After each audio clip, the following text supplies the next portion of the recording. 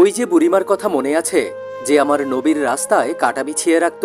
মায়ার নবী ফজরের সময় মসজিদে যাবার সময় কাঁটাগুলিকে হাত দিয়ে সরিয়ে সরিয়ে তারপর মসজিদে যেতেন। ওই বুড়িমা রাতের অন্ধকারে রাস্তার মধ্যে কাঁটাগুলোকে পুঁতে পুঁতে রাখতেন। একদিন সর্বপ্রথম যেদিন নবীজি বুঝতে পারেন নাই, সেদিন ওনার পায়ের তলা থেকে 40টার মতো বিষাক্ত কাঁটা তিনি বের করেছিলেন। আল্লাহু আকবার। এরপরে নবীজি কাঁটাগুলোকে দু হাতে সরিয়ে আমার নবী, রহমতের নবী সারোয়ারে দুজাহান মসজিদে যেতেন। একদিন আমার নবী দেখলেন রাস্তায় কোনো কাঁটা নাই। তিনি জিজ্ঞাসা করলেন, আজ রাস্তায় কোনো কাঁটা নাই কেন? সাথে থাকা লোকজন উত্তর দিল, হুজুর, আপনার রাস্তায় যে বুড়ি কাঁটা বিছিয়ে রাখত, সে অসুস্থ, বিছানায় পড়ে আছে।